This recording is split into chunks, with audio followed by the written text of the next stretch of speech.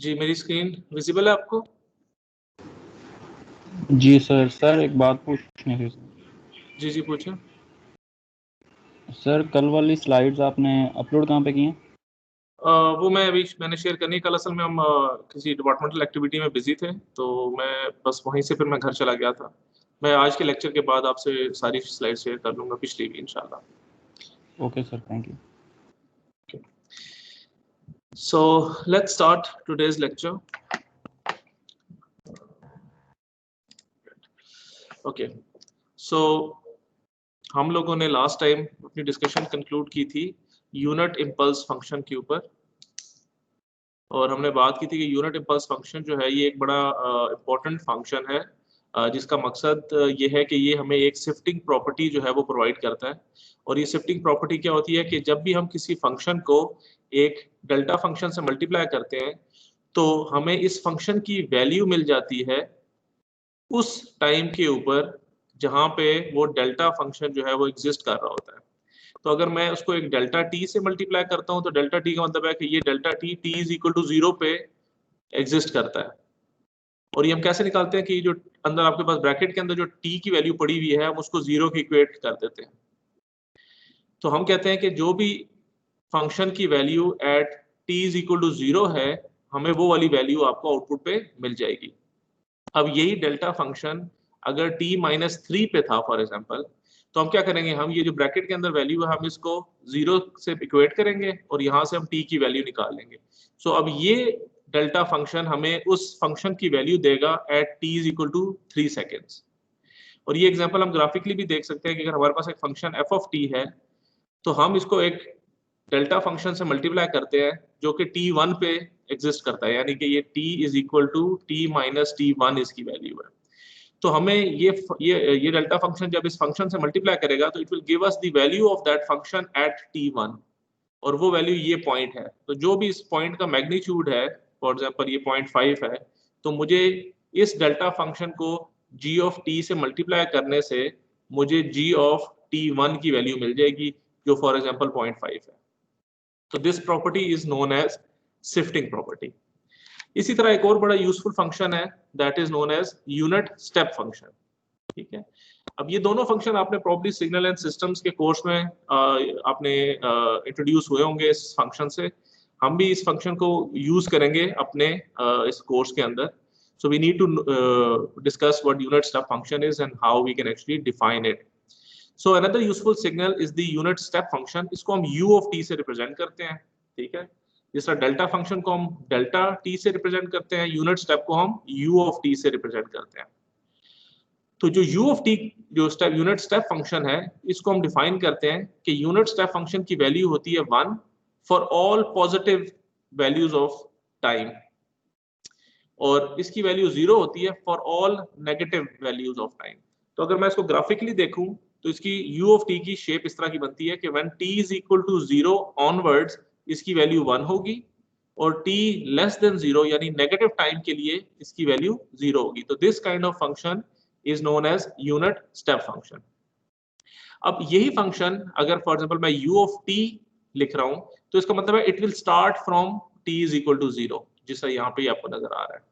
अब यही फंक्शन अगर इस तरह डिफाइन हुआ है u of t minus t naught, तो जिस तरह हमने कहा था कि जो डेल्टा फंक्शन है अगर वो डेल्टा फंक्शन डेल्टा t है तो ये t इज इक्वल टू 0 पे एग्जिस्ट कर रहा है, और अगर ये t is equal to t minus t naught है तो ये t नॉट पे जो है वो एग्जिस्ट कर रहा है, t is equal to t naught पे।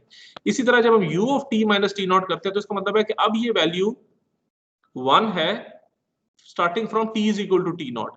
पहले वो starting from t is equal to 0 था, now it is starting from t is equal to t not.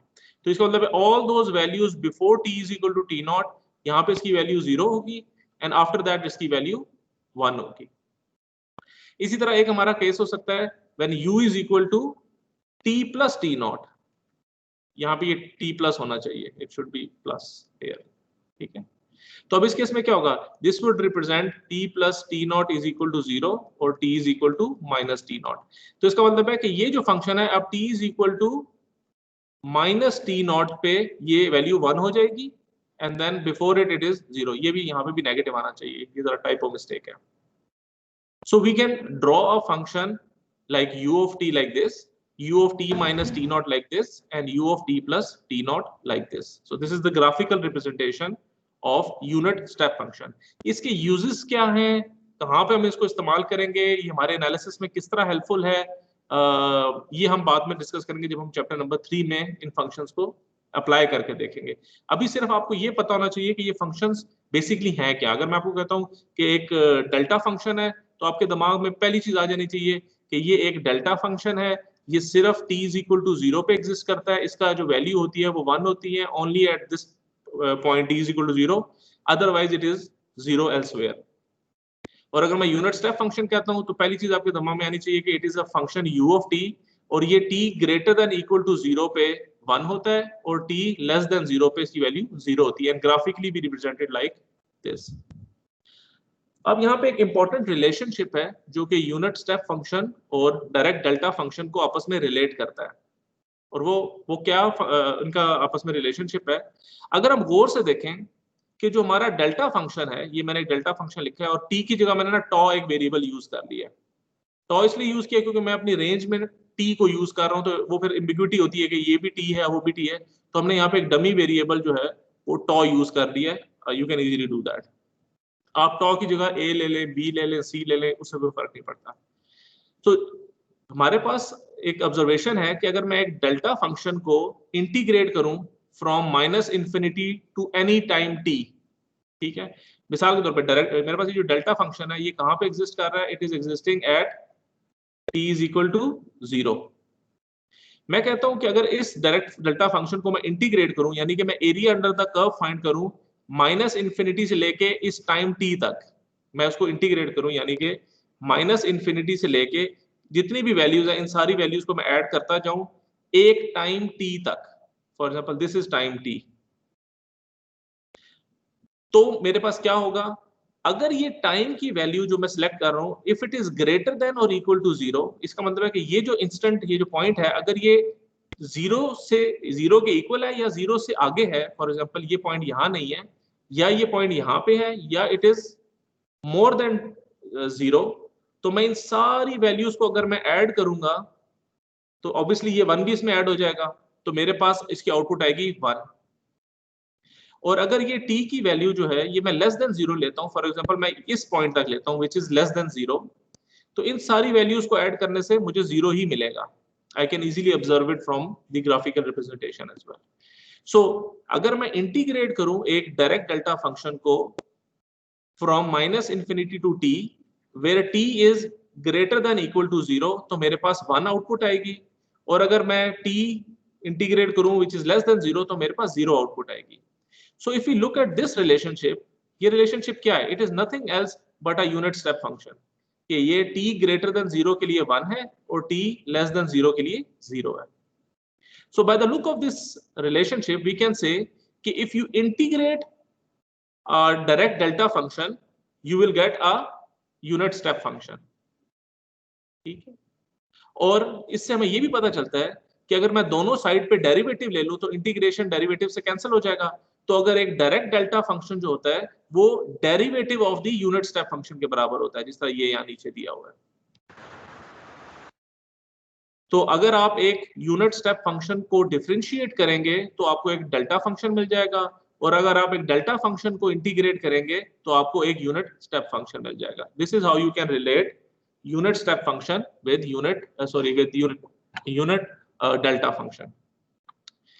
इसी तरह हमारे पास कुछ इंपॉर्टेंट फंक्शंस हैं जिनको हम साइनोसाइड्स कहते हैं, और ये साइनोसाइड भी हम बहुत फ्रीक्वेंटली यूज करेंगे, और we will come across so many of them especially when we are going to talk about Fourier series.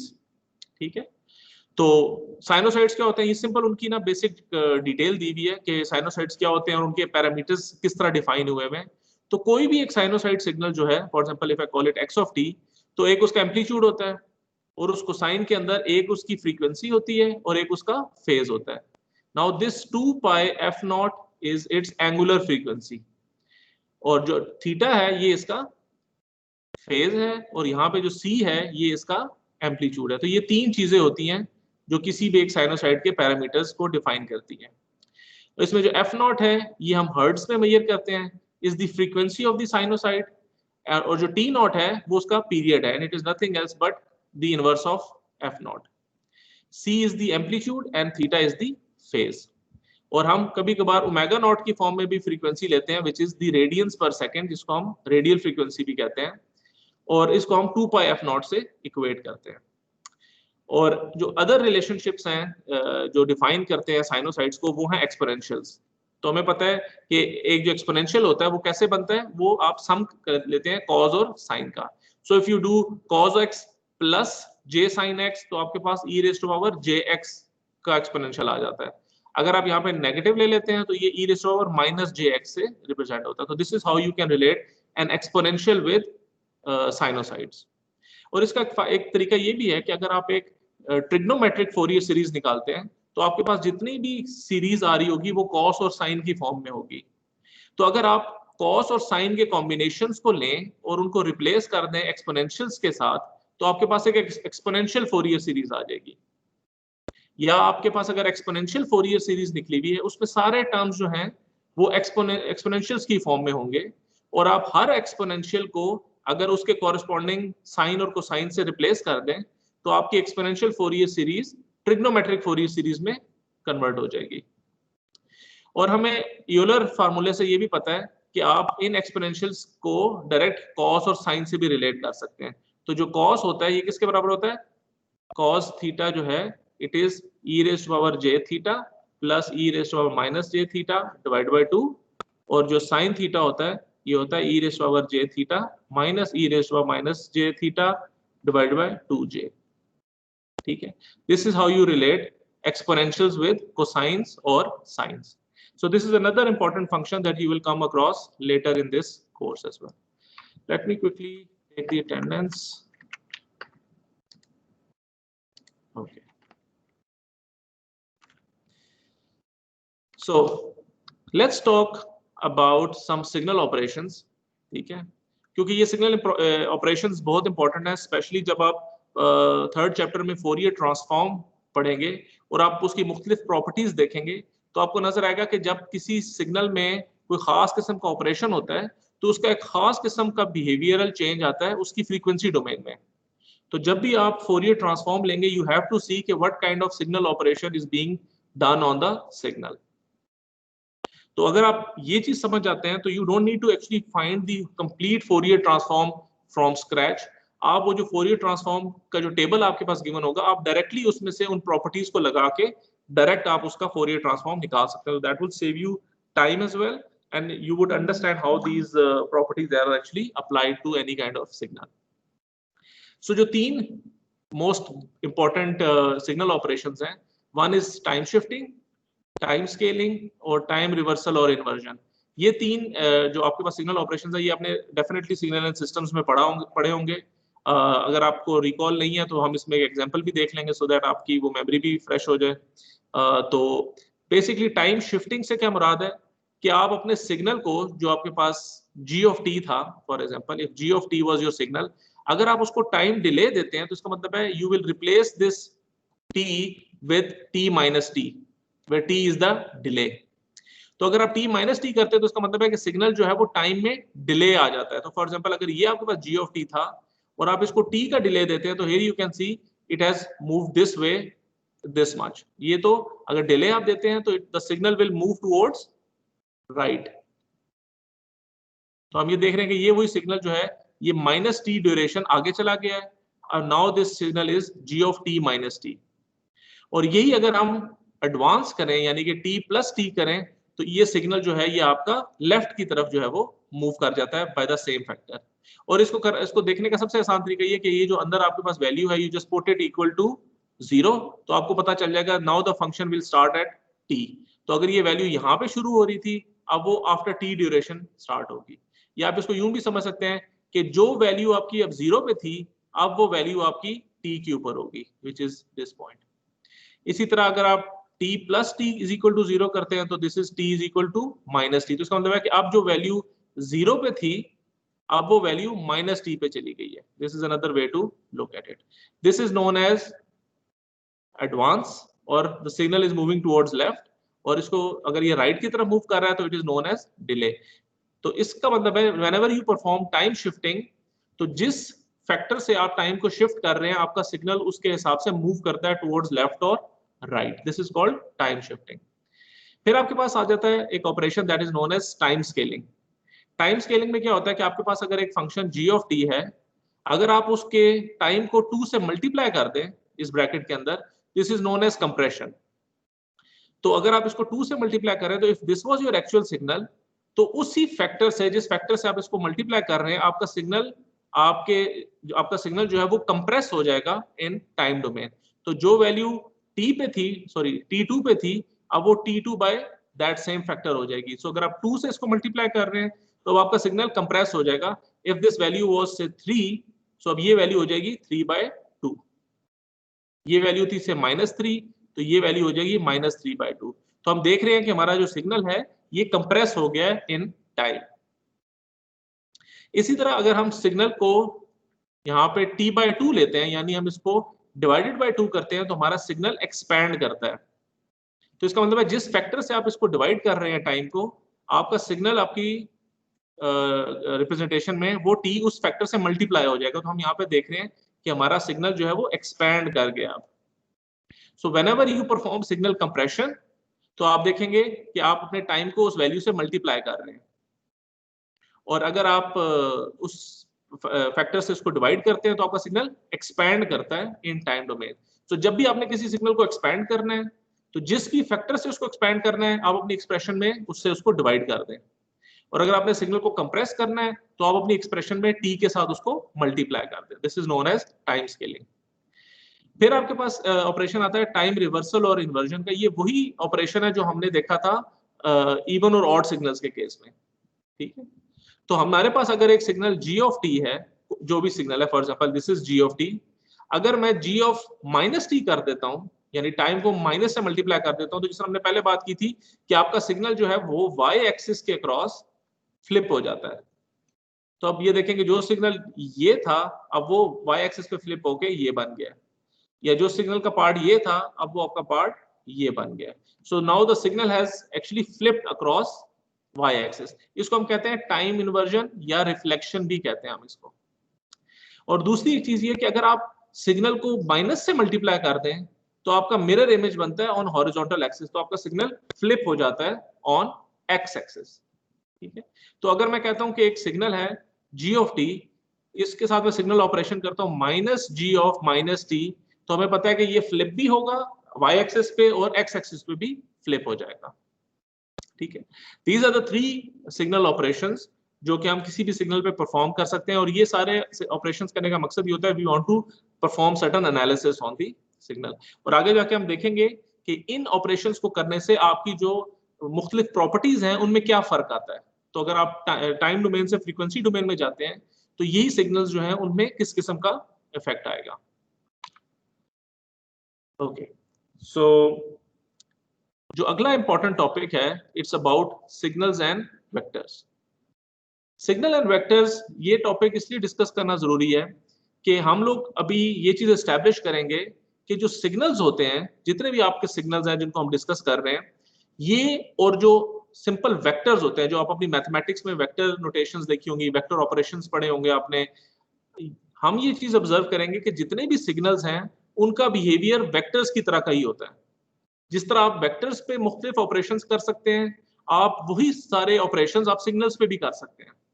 तो इससे हमें एक ये फायदा होता है कि all those operations which are valid for vectors, we can use all those operations for signals as well। क्योंकि हमारा असल मकसद क्या है कि हमने उस सिग्नल को एनालाइज करना है और देखना है कि इसकी क्लासिफिकेशन क्या है, या इसका बिहेवियर कैसा है, या इसकी शेप कैसी है। तो in order to analyse any signals we need certain tools, ठीक है। और वो टूल्स हमें कैसे मिलते हैं?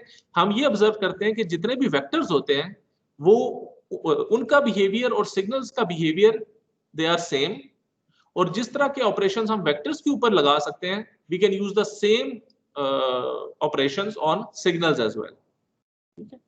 सो signals and vectors are closely related.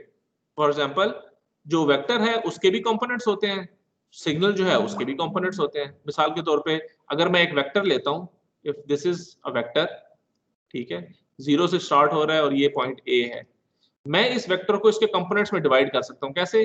कि मैं इसको प्रोजेक्शन ड्रॉ करूं और ये एक प्रोजेक्शन ड्रॉ करूं, सो ये vector plus this vector will result in this vector. तो ये वेक्टर क्या है, ये इसका एक कंपोनेंट ये है और एक इसका कंपोनेंट ये है। ये आपको वेक्टर ज्योमेट्री या आपने मे बी शायद कैलकुलस में या कहीं आई थिंक इवन एफएससी में भी शायद आपने वेक्टर्स के क्वेश्चंस देखे होंगे। और हमें पता है कि आपके पास जो वेक्टर्स होते हैं उनका एक मैग्नीट्यूड होता है, the length of the vector is it's magnitude, और जो ये एंगल बना रहा होता है ये इसका फेज होता है। हमें सिग्नल्स का भी पता है कि सिग्नल्स का भी एक एम्पलीट्यूड होता है, उसका फेज भी होता है। जिस तरह अभी हमने कॉस की एग्जांपल देखी थी, a cos of theta for example, उसका मैग्नीट्यूड भी होता है और उसका एक फेज भी होता है इसके अंदर, frequency omega c t plus theta. तो हमें पता है कि सिग्नल्स का भी सिग्नल का जो शेप या उसके जो कंपोनेंट्स हैं, सिग्नल्स के भी उसी तरह के कंपोनेंट्स हो सकते हैं, तो they are closely related with each other. इसी तरह फॉर एग्जांपल अगर हमारे पास g एक वेक्टर है, फॉर एग्जांपल ये हमने एक वेक्टर डिफाइन किया g starts from here and it is up till here, so it is specified by its magnitude और लेंथ। तो इसका मैग्नीट्यूड हमने इससे रिप्रेजेंट कर दिया, इस एब्सोल्यूट साइन से, ये इसका मैग्नीट्यूड है और एक उसकी स्पेसिफिक डायरेक्शन है। सो हमें पता है कि ये इसकी स्पेसिफिक डायरेक्शन है, ठीक है। So this is our vector g। So consider a second vector x, ठीक है। हम अज्यूम करते हैं एक और वेक्टर है जिसको हम x कह रहे हैं, दिस इज दिस वेक्टर, ये इस डायरेक्शन में, ठीक है। This is x and this is g, ये दो वेक्टर्स हैं हमारे पास। Let me just clear it up a little bit ताकि हम चीजों को आराम से डिस्कस कर सकें। ओके, सो हमारे पास ये दो वेक्टर्स हैं। सो एक हमारे पास वेक्टर g है और एक हमारे पास वेक्टर x है। So both are starting from the same point, एक की डायरेक्शन ये है और एक की डायरेक्शन इस तरफ है। सो अब इसके अंदर हमारे पास कुछ वेक्टर ऑपरेशंस हैं जो हम परफॉर्म कर सकते हैं, and we will to establish कि वो ऑपरेशंस क्या हैं। Once those operations are defined we will use the same operations on signals as well, ठीक है। सो अब हमें पता है कि हम एक वेक्टर को दूसरी वेक्टर की फॉर्म में हम रिप्रेजेंट कर सकते हैं। कैसे? For example there are different ways to express g in terms of x। किस तरह? फॉर एग्जाम्पल हम इस तरह भी रिप्रेजेंट कर सकते हैं कि अगर फॉर एग्जाम्पल इस वेक्टर की मैं प्रोजेक्शन ड्रॉ करूं x के ऊपर, ठीक है, तो ये जो वेक्टर है यहां से लेके यहां तक, ये वेक्टर इस लेंथ, किसकी लेंथ क्या है? ये x की लेंथ है, बट इसका एक फ्रैक्शन है जो आप यूज कर रहे हैं। मिसाल के तौर पे ये 0.5 ऑफ टोटल x है या 0.6 ऑफ दिस टोटल x है। तो ये जो वेक्टर cx है, इसमें c जो है ये टोटल x का एक फ्रैक्शन है। और हमें पता है वेक्टर ज्योमेट्री से कि अगर मैं cx वेक्टर और ये जो प्रोजेक्शन मैंने डाली थी, ये जो दो वेक्टर्स हैं, इसको मैं e कह देता हूं। cx और e को अगर मैं ऐड करूं तो ये g वेक्टर बन जाएगा। तो आई कैन राइट कि जो g वेक्टर है this is nothing else but cx vector plus e vector, ठीक है। इसी तरह ये तो भी मैंने एक वर्टिकल प्रोजेक्शन गिराई है। अब अगर ये प्रोजेक्शन वर्टिकल नहीं है, मैं एक एंगल पे इसकी प्रोजेक्शन ड्रॉ करता हूं। अब ये जो कंपोनेंट आएगा ये एक डिफरेंट फ्रैक्शन के साथ होगा। Obviously it will not be same as this one. ये हो सकता है c की वैल्यू 0.6 हो, ये c की वैल्यू से 0.5 हो। अब इस केस में ये जो g है ये भी वही वेक्टर ज्योमेट्री हम यूज कर सकते हैं कि this vector c1x plus this vector e1, इनको ऐड करेंगे तो मेरे पास वही g वेक्टर आ जाएगा। मैं इसको इस तरह भी रिप्रेजेंट कर सकता हूं। इसी तरह अगर ये प्रोजेक्शन मैं ऐसे करके ड्रॉप करता हूं तो now this c2 will be a different factor. ये हो सकता है 0.8 के बराबर हो, 0.8 ऑफ x। और अब ये 0.8 ऑफ x या c2 ऑफ x में ये e2 ऐड करूं तो मेरे पास वही वेक्टर g आ जाएगा। So there are multiple ways in which we can actually represent one vector in the form of another vector. तो वो हमारे पास यहाँ पे एग्जांपल आ रही है कि g को हम cx प्लस e से भी रिप्रेजेंट कर सकते हैं, c1x प्लस e1 से भी रिप्रेजेंट कर सकते हैं, c2x प्लस e2 से भी रिप्रेजेंट कर सकते हैं। तो अगर मैं फॉर एग्जांपल g को रिप्रेजेंट करना चाह रहा हूं इन टर्म्स ऑफ x, कि g की वैल्यू x के बराबर कैसे हो सकती है या उससे कैसे रिलेट कर रही है, तो एक चीज आप नोट करें कि ये जो हमने रिप्रेजेंटेशन लिखी है g is equal to cx plus e, आपको ये नजर आ रहा है कि g की वैल्यू x के बराबर होती अगर फॉर एग्जांपल, तो ये e की वैल्यू 0 होती। अगर g x के एग्जैक्टली बराबर हो जाता तो ये e की वैल्यू ऑब्वियसली 0 होती। तो यहाँ पे हमें देखने से पता चल रहा है कि ये e क्या है, ये बेसिकली एक एरर है इन दोनों वेक्टर्स के बीच में। मिसाल के तौर पे इसी सिग्नल को मैं लिख सकता हूँ g, ये cx जो है ये इक्वल टू के इधर साइन आ जाए, g minus cx is equal to e, ये सेम चीज है। इसका मतलब है इन दोनों वेक्टर्स का अगर मैं डिफरेंस लूं तो मुझे एरर वेक्टर मिल रहा है। ये वो एरर वेक्टर है जो दोनों वेक्टर्स के बीच में एक डिफरेंस को शो कर रहा है। ठीक है, तो E जो है we can call this vector as an error vector कि if you want to represent G in term of X तो यू कैन डू इधर लाइक दिस, इधर लाइक दैट और इधर लाइक दिस। लेकिन इस केस में जो E आपके पास आएगा वो आपका एरर वेक्टर होगा। और जो C है वो क्या है, it is the magnitude of the projection of G on X। ये उस प्रोजेक्शन को शो कर रहा है जो G की आपने X पे ड्रॉ की। तो ये वो फैक्टर बता रहा है कि व्हाट फ्रैक्शन और व्हाट प्रोपोर्शन ऑफ X जो है वो यहाँ पे आपके पास होगा, depending upon what kind of projection you are taking. इस तरह की प्रोजेक्शन ले रहे हैं या इस तरह की प्रोजेक्शन ले रहे हैं। हाँ, तो हमारा ऑब्जेक्टिव क्या होता है कि हमने C की एक ऐसी वैल्यू लेनी है जिससे हमारे पास ये जो एरर सिग्नल है ये मिनिमम आए हमारे पास। मिनिमम से मुराद क्या है कि ये जो एरर वेक्टर है इसका मैग्नीट्यूड जो है वो कम से कम हो। अब आप ये देखो कि यहाँ पे ये जो एरर वेक्टर है this is the smallest length of this vector. ये E1 की लेंथ भी E से ज्यादा है और E2 की लेंथ भी E से ज्यादा है। The only possible solution where you will have the minimum possible error vector is when the projection is perpendicular. अगर ये प्रोजेक्शन आप एग्जैक्टली परपेंडिकुलर ऐसे ड्रॉ करेंगे तो जो E की लेंथ आएगी that will be the minimum length as compare to any other kind of projection. अगर आप परपेंडिकुलर से राइट की तरफ लेफ्ट की तरफ मूव करेंगे तो E का वेक्टर बड़ा होता जाएगा। अगर आप इसकी प्रोजेक्शन आगे की तरफ ले जाएंगे तो वो फिर और बढ़ना शुरू हो जाएगा। तो हमारा ऑब्जेक्टिव ये है कि हमने C की वैल्यू जो है वो ऐसी अज्यूम करनी है या ऐसी सिलेक्ट करनी है कि हमारे पास ये जो एरर है ये मिनिमम हो। और वो C की वैल्यू कैसे निकल सकती है कि अगर मैं एक वर्टिकल प्रोजेक्शन जो ड्रॉ करूंगा उससे जो पॉइंट मिलेगा that will give me that particular C which gives you a minimum error. ठीक है, अब यही सारी डिस्कशन हम आगे लेके जाएंगे और हम देखेंगे ये C की वैल्यू आप कैसे निकाल सकते हैं जिससे हमारे पास एरर की वैल्यू मिनिमम आए। We will talk about that. Okay, तो before continue this discussion, हमें एक और ऑपरेशन जो है वो हम पहले डिस्कस कर लेते हैं, that is the inner product in vector space. Vectors के अंदर हमारे पास इनर प्रोडक्ट जो है वो एक आप जिसको हम डॉट प्रोडक्ट भी कहते हैं, आपने ये भी टर्म पहले देखी होगी। तो हम वेक्टर्स के केस में डॉट प्रोडक्ट कर सकते हैं, तो हम देखेंगे कि हम ये इनर प्रोडक्ट सिग्नल्स के केस में भी कर सकते हैं। So for convenience we define the dot product or the inner or scalar product of two vectors as, उसको हम इस तरह रिप्रेजेंट करते हैं। This is the notation that you use कि एक वेक्टर G है और एक वेक्टर X है। जब आप इनका डॉट प्रोडक्ट लेते हैं तो you put these brackets around it। तो ये नोटेशन जो है ये डॉट प्रोडक्ट को शो करता है।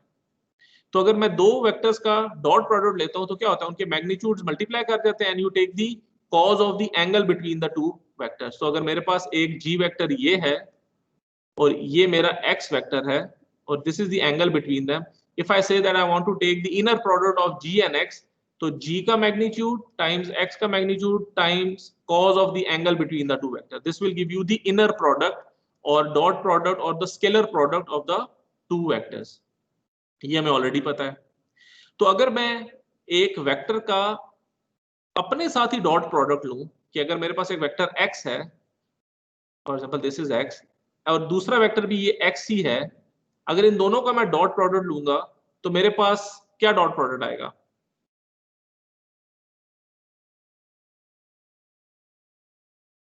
जी एनीवन? मैग्नीट्यूड स्क्वायर तो होगा, लेकिन ये कैसे आ रहा है मेरे पास? क्योंकि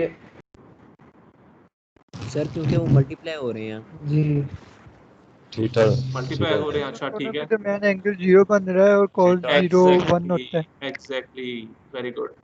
कि दोनों वेक्टर्स का ये तो हो गया x मैग्नीट्यूड, ये भी हो गया x मैग्नीट्यूड। अब जो cos थीटा है, इन दोनों क्योंकि वेक्टर्स दोनों सेम है तो theta is equal to 0, cos 0 is 1। तो जब दो वेक्टर्स का मैग्नीट्यूड मल्टीप्लाई करता है you can just consider the square of that vector magnitude.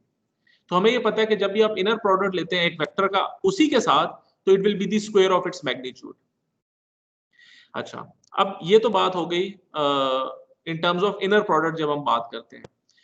लेकिन हमने अभी ये चीज भी ऑब्जर्व की है पिछली डिस्कशन में कि अगर मैं एक वेक्टर की प्रोजेक्शन ड्रॉ करता हूं यहाँ पे, तो जो g रिप्रेजेंट होता है in the form of the other vector, वो तो cx के बराबर होता है, राइट? ये हमने भी पीछे ऑब्जर्व की है ये बात। तो हम ये कह सकते हैं कि the length of the component of g along x is g cos of theta। ये हमने भी ऑब्जर्व कर लिया। ये कैसे हम निकालते हैं? फॉर एग्जांपल, जब ये इनर प्रोडक्ट हम निकाल रहे हैं, इनर प्रोडक्ट कैसे निकलता है कि ये मेरे पास g है, ये x है। इनर प्रोडक्ट कैसे निकलता है कि मैं इसकी प्रोजेक्शन ड्रॉ करता हूं इसके ऊपर, तो मुझे पता चल जाता है ये जो कंपोनेंट है ये g cos of theta के बराबर है। अब ये g cos of theta इस x के साथ जब मल्टीप्लाई होगा तो it will be just x times g cos of theta। वो ये आपके पास एक्सप्रेशन है। लेकिन हमने अभी ये भी देखा कि जब हम g की प्रोजेक्शन ड्रॉ करते हैं यहाँ पे, तो इसको हम कहते हैं ये एक फैक्टर cx है, और ये वो एरर वेक्टर है जो हमने अभी पीछे बात की। तो इसका मतलब है कि ये जो cx है ये इस gx cos of theta के बराबर है, which is this। और अब इस एक्सप्रेशन में हम दोनों साइड पे मैग्नीट्यूड ऑफ x से अगर मल्टीप्लाई कर दें तो ये हो जाएगा cx स्क्वायर और ये हो जाएगा gx cos of theta। और ये gx cos of theta क्या है? It is the inner product of g and x। तो हम क्या कर सकते हैं, ये जो x एब्सोल्यूट स्क्वायर है इसको हम डिवाइड कर देंगे इस साइड पे, तो हमारे पास आ जाएगा g, x, ये यानी कि inner product of g and x divided by x absolute square. और हमें पता है जो x एब्सोल्यूट स्क्वायर है ये तो inner product of x with itself है। तो हम इसको लिख सकते हैं लाइक दिस, दैट ये जो c की वैल्यू है ये बेसिकली क्या है? It is the inner product of x and g divided by the inner product of x। या इसको हम इस तरह भी लिख सकते हैं, g डॉट x यानी कि dot product of g vector and x vector divide by the magnitude square of the x vector. ठीक है, तो हमने ये एक रिलेशनशिप निकाल लिया कि ये जो c की वैल्यू हमने निकालनी है, it is basically g dot x और the inner product of g and x divide by x absolute square. when g dot x is equal to 0, अगर आपके पास ये इनर प्रोडक्ट 0 आ जाता है तो ये 0 कब आएगा? It is only possible if theta is equal to 90 degree और π/2। तो उस केस में cos 90 0 हो जाएगा, तो इनर प्रोडक्ट जो है वो 0 हो जाएगा। cos यानी ये थीटा अगर 90 कब होगा? जब मेरे पास एक वेक्टर इस डायरेक्शन में है और एक वेक्टर इस डायरेक्शन में है, तब मेरे पास 90 डिग्री आता है। इस केस में हम कहते हैं कि g वेक्टर और x वेक्टर जो है they are orthogonal to each other. Orthogonal vectors का मतलब होता है कि वो वेक्टर्स जो आपस में 90 डिग्री के ऊपर हो, they are known as orthogonal vectors. तो एक चीज हमें पता चल गई कि हमारे पास अगर दो वेक्टर्स ऑर्थोगोनल होंगे तो उनका इनर प्रोडक्ट क्या आएगा? 0। इससे हमें ये बात पता चल गई कि जब हमने शुरू में बात एस्टैब्लिश की थी कि अगर हम जो ऑपरेशंस या जो फीचर्स आपके वेक्टर्स के हैं वही फीचर्स आपके सिग्नल्स के लिए भी एप्लीकेबल होंगे, तो हमें ये पता चल गई कि अगर दो सिग्नल्स आपस में ऑर्थोगोनल होंगे तो उनका इनर प्रोडक्ट क्या आएगा? 0। तो इससे हमें पता चल गया कि अगर मैं दो सिग्नल्स को टेस्ट करना चाहता हूं कि क्या ये दोनों सिग्नल्स आपस में ऑर्थोगोनल हैं या नहीं है, तो मैं क्या करूंगा? उन दोनों सिग्नल्स का इनर प्रोडक्ट ले लूंगा। अगर मेरे पास वैल्यू 0 आ जाएगी, मैं कहूंगा yes these two signals are orthogonal to each other. Sir दो सिग्नल्स ऑर्थोगोनल कैसे हो सकते हैं? मतलब उनका फेज डिफरेंस 90 डिग्री होगा। यस, कॉज और साइन जो है they are orthogonal to each other. ठीक है, okay. So geometrically theta is equal to π/2 in that particular case. अब आ जाते हैं हम सिग्नल्स की तरफ। So the same notion of inner product can be applied for signals as well. ठीक है, यही काम अब हम सिग्नल्स के केस में करेंगे। So what is the useful part of this analogy? we can use some geometrical interpretation for vectors to understand signals। अब वही काम अब हम सिग्नल्स के केस में करेंगे। कंसीडर करो कि दो हमारे पास एनर्जी सिग्नल्स हैं y of t और x of t। ठीक है, जब हम सिग्नल्स की फॉर्म में बात करते हैं तो एक सिग्नल है y of t और एक सिग्नल है x of t। वही मैंने नोटेशन इसके लिए फॉलो की कि इन दोनों सिग्नल का डॉट प्रोडक्ट, बीच में कॉमा डाल दिया और ये दो पैरेंथेसिस डाल दिए साइड पे, this represents the inner product और dot product of two signals. और इसको हम कैलकुलेट कैसे करते हैं, हम दोनों सिग्नल्स को मल्टीप्लाई कर देते हैं and we integrate it from -infinity to infinity. This is how you find the dot product of two signals. और यही अगर सिग्नल, अभी ये तो हमने रियल सिग्नल्स की बात की, या सॉरी एनर्जी सिग्नल्स की बात की, अगर यही सिग्नल अगर कॉम्प्लेक्स होंगे, आप सिंपली क्या करें, किसी एक सिग्नल का कॉन्जुगेट ले लें, चाहे y का कॉन्जुगेट ले लें या चाहे आप x का कॉन्जुगेट ले लें, that is the only difference. इन दोनों सिग्नल्स को आप मल्टीप्लाई करें and then you integrate them together. By doing so you would see कि अगर ये डॉट प्रोडक्ट की वैल्यू 0 आ जाती है, you will say that these two signals are orthogonal to each other, जिस तरह हमने वेक्टर्स के केस में देखा था। ठीक है, ओके। अच्छा, अब जिस तरह हमने इससे पहले बात कि जब हमने बात की थी दो वेक्टर्स की, तो हमने उसी तरह एग्जांपल देखी, एक g वेक्टर है, एक x वेक्टर है, हमने इसकी प्रोजेक्शन को ड्रॉ किया, हमने कहा ये जो प्रोजेक्शन है ये cx भी हो सकती है और g cos ऑफ थीटा भी हो सकती है, ठीक है ना। हमने इन दोनों को कंपेयर करके हमने c की एक वैल्यू निकाल ली कि g, x जो है यानी inner product of both vectors divided by inner product of the vector itself. This will give us the value of c. But what about signals? Signals के केस में हम ये c की वैल्यू कैसे निकालेंगे? So if a signal g of t is approximated in terms of another real signal x of t, जिस तरह हमने g को x के साथ वेक्टर की फॉर्म में हमने कंपेयर किया था, कि हमने कहा था कि जो g है वो cx के बराबर होगा, लेकिन उसमें एक एरर भी आपके पास होगा। इसी तरह हम एक, अगर हमारे पास सिग्नल g of t है, हम इसको भी किसी और सिग्नल की फॉर्म में रिप्रेजेंट कर सकते हैं, that will B c of xt, लेकिन ऑब्वियसली उसमें भी एक एरर सिग्नल होगा e of t।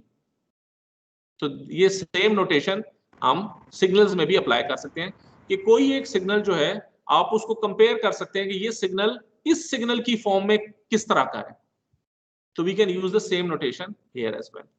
So if a signal g of t is approximated in terms of another real signal x of t, जिस तरह मैंने ये डिफाइन किया, over an interval t1 से t2, तो हम कहते हैं कि हम t1 से t2 के बीच में उसको चेक कर रहे हैं कि दोनों सिग्नल्स आपस में कितने रिलेटेड हैं। Then the best approximation would be the one that minimizes the error. उसी तरह हम बात करेंगे, हमने वो अप्रोक्सीमेशन करनी है, यानी c की वो वाली वैल्यू लेनी है जिसकी वजह से ये जो एरर का सिग्नल है ये कम से कम हो, ठीक है। तो हम एरर को कैसे मेजर करेंगे कि एरर कम है या ज्यादा है? ऑब्वियसली हम एरर सिग्नल की एनर्जी फाइंड आउट कर लेंगे। जिस तरह हमने फिडेलिटी की बात की थी कि क्लोजनेस टू द ओरिजिनल हमने कैसे मेजर किया था कि उन मैसेज सिग्नल्स का डिफरेंस ले लिया और उस डिफरेंस की एनर्जी फाइंड आउट कर ली। अगर वो एनर्जी की वैल्यू कम निकलेगी, हम कहेंगे एरर का मैग्नीट्यूड कम है। अगर वो एरर के जो energy of the error signal है वो ज्यादा आएगी तो हम कहेंगे एरर ज्यादा है। तो हम बेसिकली क्या करेंगे, we will just find out the energy of that particular error signal। और एनर्जी कैसे फाइंड आउट करते हैं कि ये जो E of t है, we will find this E of t। E of t कैसे निकलेगा? E of t is nothing else but g of t minus cx of t। तो this will give you error signal। इस error signal का आपने square लेना है, तो ये हमने इस एरर सिग्नल का स्क्वायर ले लिया और उसको इंटीग्रेट कर दिया उस इंटरवल के अंदर t1 से t2 तक। This will give me the energy of that error signal, ठीक है। अब हमारा मकसद क्या है? मकसद हमारा ये है कि हमने एरर सिग्नल को मिनिमाइज करना है। हमने c की वो वैल्यू निकालनी है या वो वैल्यू यूज करनी है जिसको अगर मैं यूज करूं तो एरर की वैल्यू मिनिमम आए हमारे पास। तो अब हम क्या करेंगे, we have to find a value of c for which will give us minimising error energy, ठीक है। सबसे मिनिमम एरर एनर्जी हम कैसे फाइंड आउट कर सकते हैं? We can actually differentiate the error energy with respect to c and equate it to 0। आपको याद है, आपने शायद कैलकुलस में पढ़ा होगा मिनिमा और मैक्सिमा फाइंड आउट करने के तरीके, याद है आपको? एनीवन? Yes sir. तो हम मिनिमा या मैक्सिमा कैसे फाइंड आउट करते थे? हम एक कर्व जो हमारे पास गिवन होती थी, हम उसको डिफरेंशिएट करते थे और उसको इक्वल टू 0 पुट कर देते थे। अगर वो जो भी वैल्यू आती थी, यानी विद रिस्पेक्ट टू अगर आप x डिफरेंशिएट कर रहे हैं, तो अगर आपके पास वो वैल्यू पॉजिटिव आती थी तो आप कहते थे ये मैक्सिमा है, अगर वो नेगेटिव आती थी हम कहते थे वो मिनिमा है। If you remember something like that, आपने कैलकुलस में पढ़ा होगा। तो वो हम फाइंड आउट कैसे करते थे, हम उस फंक्शन को या जो वो जो कर्व थी या जो आपके पास वो यू कैन से कर्व ही कहना चाहिए, जो भी हमारे पास फंक्शन गिवन था हम उसको डिफरेंशिएट करते थे पहले with respect to some variable, और फिर इसको इक्वल टू 0 पुट कर देते थे। और जब उसको सॉल्व करते थे तो हमारे पास एक एक्सप्रेशन आ जाती थी कि इस वैल्यू के अगेंस्ट मेरे पास मिनिमम वैल्यू आ रही है। फिर हम उसका सेकंड डेरिवेटिव भी लेते थे टू फाइंड आउट कि वो असल वैल्यू क्या है बेसिकली। ठीक है, तो अब हम क्या करेंगे, हमने बेसिकली ये देखना है कि ये जो एरर सिग्नल है ई, जो कैपिटल ई है, इसकी वैल्यू हमें मिनिमम चाहिए, लेकिन सब्जेक्ट टू व्हाट, कि वो कौन सी वैल्यू ऑफ सी है जिसके अगेंस्ट इसकी वैल्यू मुझे मिनिमम मिलेगी। तो मैं क्या करूंगा, इस एरर सिग्नल को डिफरेंशिएट करूंगा विद रिस्पेक्ट टू सी और उसको इक्वल टू 0 पुट कर दूंगा। अब है ये सिंपल मैथमेटिक्स है, you can try it yourself, हम खुद भी देख सकते हैं इसको, बारा it's not a big deal. आपके पास ये जो एक्सप्रेशन है ई ऑफ ई की, this is equal to integration g of t minus c x of t whole square dt। मैं आपको बस यहाँ पे रफली बता दूंगा, I would expect you guys to try it yourself. ठीक है, तो सबसे पहले आप क्या करेंगे, आप इस स्क्वायर टर्म को ओपन कर देंगे तो आपके पास आ जाएगा g square plus c square x square minus 2cx। ठीक है, इस सब का आपने इंटीग्रल लेना है विद रिस्पेक्ट टू dt। तो ये इन सारों को अलग कर लें। ठीक है, ये हो जाएगा integration g square t dt plus c square integration x square dt, यानी अब इसमें भी t है, minus 2c integration x t dt। ये आपके पास e ऑफ g की वैल्यू आ गई है। अब जब इस e ऑफ g को मैं डिफरेंशिएट करूंगा विद रिस्पेक्ट टू c, तो मैंने अब c के रिस्पेक्ट से इसको डिफरेंशिएट करना है। तो मेरे पास 3 टर्म्स हैं, इन तीनों को मैं जब डिफरेंशिएट करूंगा तो ये जो टर्म है it is independent of c। तो जब आप कांस्टेंट वैल्यू, क्योंकि ये आपने विद रिस्पेक्ट टू c इसको डिफरेंशिएट करना है, तो इसके अंदर तो कोई वेरिएबल c है ही नहीं, तो it will be equal to 0। अब इस एक्सप्रेशन के केस में वो इस पूरी टर्म को एज अ कांस्टेंट अज्यूम करेगा, तो it will B integration x square t dt, ये इसको एज अ कांस्टेंट डील करेगा, और सी स्क्वायर को जब डिफरेंशिएट करेगा तो वैल्यू क्या आ जाएगी 2c। आपको पता है ना, d by d c of c square जो है ये 2c के बराबर होता है। इसी तरह ये जो अगले एक्सप्रेशन है, इसमें ये जो सारी टर्म्स हैं ये आगे वाली, इसको it will treat it as a constant, x of t dt को वो कांस्टेंट लेगा, 2c को जब वो डिफरेंशिएट करेगा तो 2 बाहर आ जाएगा, c की जगह 1 आ जाएगा। So this is equal to de by dc। और हमने करना क्या है, we have to put this value equal to 0। तो मैं इस वैल्यू को जब 0 के इक्वेट करूंगा तो ये एक पॉजिटिव वैल्यू है और एक ये नेगेटिव वैल्यू है मेरे पास। तो ये इक्वल टू 0 करने से एक वैल्यू उस साइड पे चली जाएगी, और इसमें से मैं c की वैल्यू निकाल सकता हूं by dividing the other side by 2 times this thing. ठीक है, और अब ये 2 इस 2 से कैंसिल हो जाएगा, तो मेरे पास जो ओवरऑल टर्म आएगी it will look something like this. Late me just clear out everything. तो मेरे पास जो एक्सप्रेशन आएगी it would be something like this. ठीक है, अब मैं अगर इस एक्सप्रेशन को गौर से देखूं, ये ऊपर क्या है मेरे पास, it is the inner product of the two signals जो हमने पीछे डिफाइन भी किया था, this one, this is the inner product of the two signals within this interval. और डिनोमिनेटर में मेरे पास क्या चीज आ रही है, it is the square of the signal itself. तो ये क्या है, this is the energy of that signal, ये जो एक्स स्क्वायर की टर्म है। तो इस टर्म को मैं रिप्लेस कर देता हूं एनर्जी ऑफ एक्स के साथ, और ये जो आगे वाली टर्म है it is the inner product of the two signals. तो ये तो बिल्कुल वही एक्सप्रेशन बन गई जो हमने वेक्टर्स की केस में देखी थी, या फिर इसको g, x over x square कर लो। ये ऊपर आपके पास है inner product of the two vectors, इधर inner product of the two signals, नीचे आपके पास x स्क्वायर है जो कि inner product of the vector with itself है, और हमें पता है कि square of the signal gives you the energy. तो ये दोनों जो इक्वेशंस हैं ये बिल्कुल सेम है, जो चीज वेक्टर के लिए एप्लीकेबल थी वही चीज आपके पास सिग्नल्स के लिए एप्लीकेबल है। सर इसमें लिमिट्स जो है वो टी में क्यों है, वो माइनस इन्फिनिटी टू इन्फिनिटी नहीं होनी चाहिए? क्योंकि जब आप सिग्नल्स को कंपेयर कर रहे हैं ना, तो सिग्नल तो से फॉर एग्जांपल एक कंटिन्यूअस अगर सिग्नल है तो वो तो कंटिन्यूअसली आ रहा है। आपने ये बताना है कि आपने किन दो सेक्शंस को आपस में कंपेयर करना है, कि भाई आप ठीक है, आप एक सिग्नल को कंपेयर करना चाह रहे हैं दूसरे सिग्नल के साथ, तो कितनी लेंथ के सिग्नल को कंपेयर करना चाह रहे हैं। अगर आप कहते हैं कि मैं माइनस इन्फिनिटी से प्लस इन्फिनिटी तक इसको कंपेयर करना चाह रहा हूं, take t1 is equal to minus infinity, take t2 is equal to plus infinity.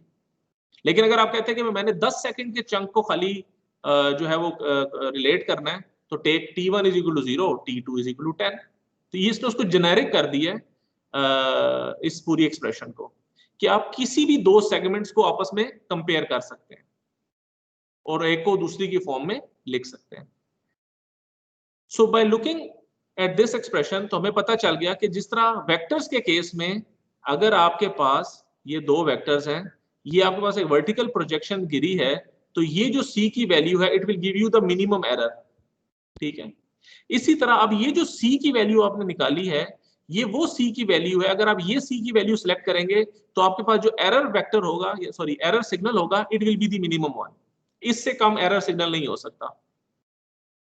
So for this value of c, ये जो आपने c की वैल्यू निकाली है, it is the optimum value of c that minimises the energy of the error signal. तो हम कह सकते हैं कि अगर ये एरर सिग्नल मिनिमम है, तो नाउ वी कैन सी कि this g of t is the approximation of cx of t। क्योंकि जो एरर की वैल्यू थी, क्योंकि असल में तो एक्सप्रेशन थी g of t is equal to cx of t plus e of t। So this is the minimum error that you will have depending upon what value of c you are taking. So you can approximate g of t as cx of t। ठीक है, let's have a look at this example and we can conclude the lecture. So for example, हमारे पास दो signals हैं।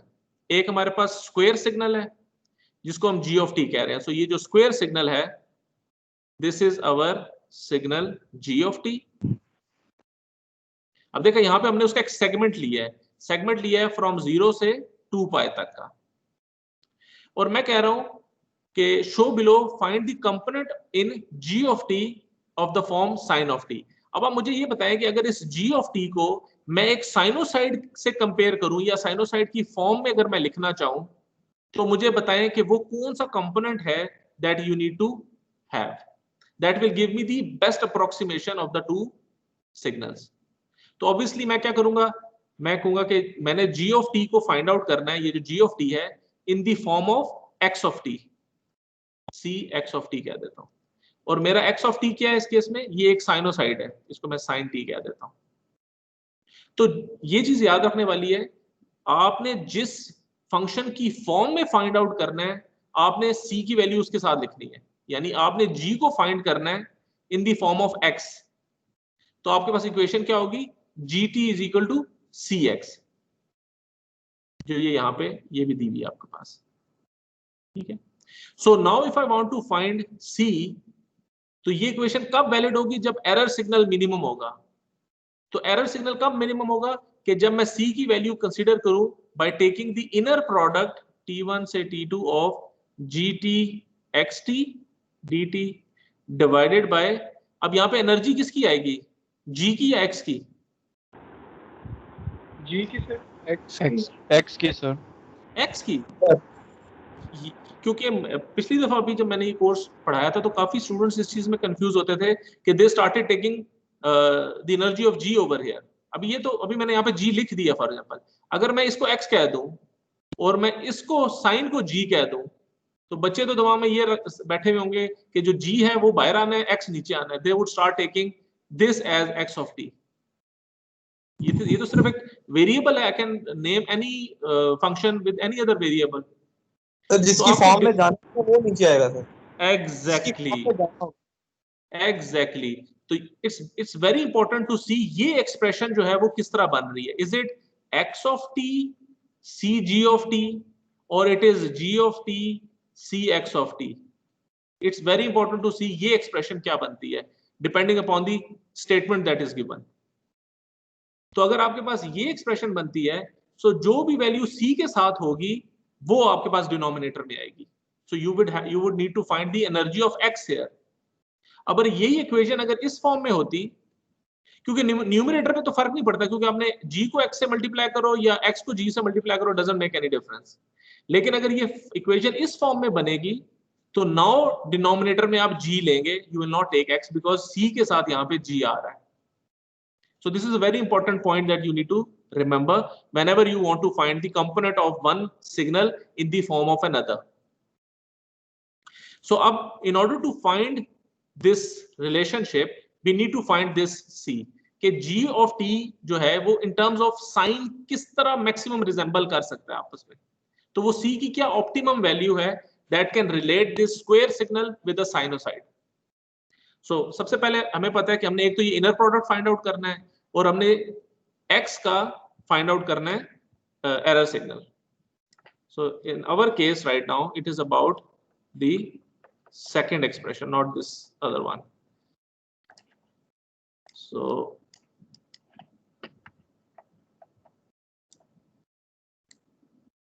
Okay, so अब इस case में मेरे पास यहाँ पे आपने x की एनर्जी फाइंड आउट करनी है और ऊपर आपने इनर प्रोडक्ट फाइंड आउट करना है.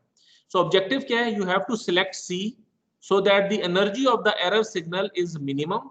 और हमें पता है कि वो हम फाइंड आउट कर सकते हैं using this relationship, the inner product of the two signals divided by x, now energy of x. ठीक है. सो सबसे पहले हम क्या कर सकते हैं, हमें पता है x ऑफ t क्या है. x of t is nothing else but a sinusoid जो कि हमें गिवन है. ठीक है. अब मैं सबसे पहले energy of x find out करता हूं. एनर्जी ऑफ x कैसे फाइंड आउट करेंगे, हम इसको इंटीग्रेट करेंगे से from minus infinity to infinity, और जो x है वो क्या है मेरे पास, it is sin t dt. This will give me the energy of x. अब हमें पता है ये साइन जो है ये माइनस इंफिनिटी टू इंफिनिटी तो नहीं है, ये सिर्फ एग्जिस्ट कर रहा है 0 से लेके 2 पाई तक. तो मेरी ये जो रेंज है it will be from 0 to 2 pi. अब मैं जब इस इंटीग्रल को सॉल्व करूंगा तो मेरे पास एनर्जी जो वैल्यू निकलेगी x की वो निकलेगी पाई. सो अगेन मेरा इस कोर्स में ऑब्जेक्टिव ये नहीं है कि मैंने आपकी इंटीग्रेशन टेस्ट करनी है कि आप इंटीग्रेशन प्रॉपर सॉल्व कर सकते हैं या नहीं कर सकते. आप में से कुछ लोग कर भी सकते होंगे, some of you might need some help. तो मैं नॉर्मली क्या करता हूं कि आपको आपके एग्जाम्स में या क्विजेज में जब भी मैं आपको इवेल्युएट करूंगा, आई विल गिव यू सम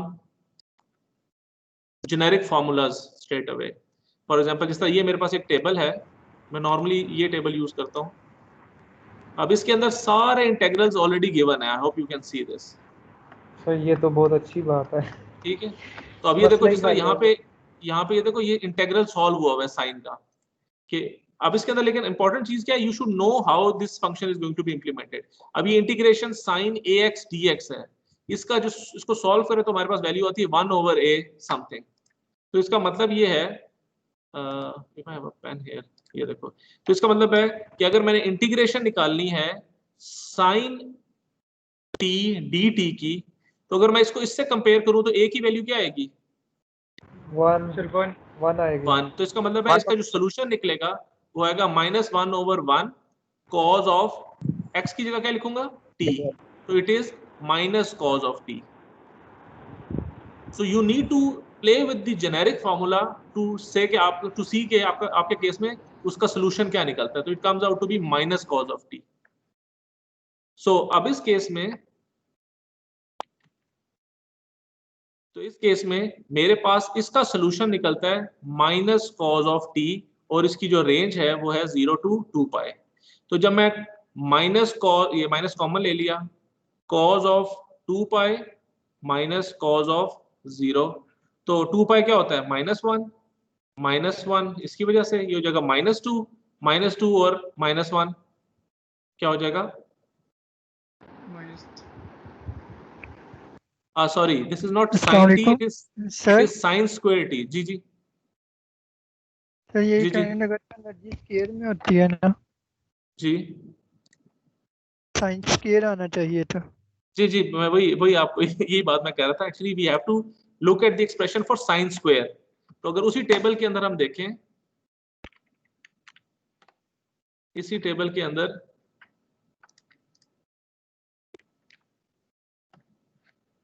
ये देखें, ये साइन स्क्वायर का हमारे पास फार्मूला गिवन है। सो यहाँ पे भी a इज इक्वल टू आप 1 पुट कर दें तो ये आपके पास उसका सोल्यूशन निकल आएगा। ठीक है, तो इस सोल्यूशन को जब अप्लाई करें, put a is equal to 1 over here, तो आपके पास जो वैल्यू आएगी it will come out to be sorry comments anyways I don't know where to find it right now। बहरहाल ये आपके पास वैल्यू होगी t/2 माइनस साइन 2t/4। ठीक है, तो आप इस फॉर्मूले को डायरेक्ट इसमें सब्स्टिट्यूट करें तो आपके पास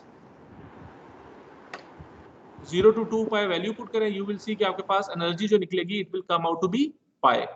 तो आपने ये एनर्जी फाइंड आउट कर ली। Now you need to find the inner product. तो इनर प्रोडक्ट के लिए आप g ऑफ t को मल्टीप्लाई करें साइन ऑफ t के साथ। g ऑफ t क्या है? It is 1 from 0 to pi and it is -1 from pi to 2 pi. तो जो साइन है ये पहले +1 से मल्टीप्लाई हो जाएगा और फिर ये -1 से मल्टीप्लाई हो जाएगा फॉर द अदर रेंज। अब यहाँ पे आप वो साइन t का फार्मूला यूज करेंगे उसी टेबल में से जो हमने भी देखा था। ठीक है, इसी तरह यहाँ पे भी आप वो फार्मूला यूज करेंगे and by solving this integral you will see कि आपके पास c की वैल्यू जो निकलती है वो निकलती है 4/पाई and you have put 1 over pi over here क्योंकि ये 1 ओवर ex से मल्टीप्लाई हो रहा है। तो जो c की वैल्यू निकलती है वो है 4/पाई। इट मींस कि आपका ये जो फंक्शन g ऑफ t है it best resemble with the sine with this relationship, कि ये जो g ऑफ t है ये 4/पाई साइन ऑफ t के बेस्ट अप्रोक्सीमेशन में है। Clear? Yes sir. Okay, let's conclude the lecture here और इंशाल्लाह हमारा this is the last lecture of the week, right? जी सर। ठीक है, so इंशाल्लाह next week हम लोग इसको यहाँ से आगे कंटिन्यू करेंगे और we will see के probably next week तक हम ये चैप्टर खत्म कर दें। बाकी जहाँ तक आपकी असेसमेंट की बात है, I will try to make a quiz. I will see के how efficient और reliable this platform is. अगर तो मुझे लगा कि इट्स नॉट फिजिबल तो we might have these quizzes during the regular lectures. तो हम यूनिवर्सिटी ओपन होने के बाद कुछ लेक्चर्स कुछ क्विजेस जो हैं वो प्रीवियस लेक्चर्स में से हम इन यूनिवर्सिटी कंडक्ट करवा लेंगे। But I will see if I will be able to develop some quiz online, otherwise we will have it after this online period. ठीक है, चले, thank you very much. Sir ji पूछें। Sir वो मैंने lectures का पूछना था, वो डाउनलोड करने होते हैं तो MS स्ट्रीम से डाउनलोड नहीं होते, तो आप ऐसा कर सकते हैं YouTube पे अपलोड आई थिंक हो जाते हैं but I will look into it क्योंकि इनका साइज काफी बड़ा होता है तो it takes a lot of time for them. मसला नहीं है सर, वो डाउनलोड ही नहीं होते, ऑप्शन ही नहीं आ रही। चले let me have a look at it कि आप ये वीडियो लेक्चर्स कैसे एक्सेस कर सकते हैं। मेरे ख्याल में तो ये था कि आप इसी चैनल के अंदर जब आप जाते हैं ना तो वहां पे वो वीडियो शो हो रही होती है, you can just click it and it will start playing. तो इंटरनेट स्लो होता है तो फिर प्ले सही तरह होती नहीं है, रुक के होती है, तो सर 1080p में होती है वो तो उसके लिए सही। चले लेट मी सी क्योंकि यहाँ ऑफिस में भी जो है ना यहाँ पे I don't know if I will be able to download all the lectures and then up reupload them on YouTube. It will obviously take a lot of time. Let me see if I can find a way around it. Sir इसमें ना MS Teams में भी download का option दे सकते हैं teachers, तो आप वो देख लें। Late me see that, let me explore all the options. ठीक है, चले, टेक केयर, अल्लाह हाफिज। अल्लाह हाफिज।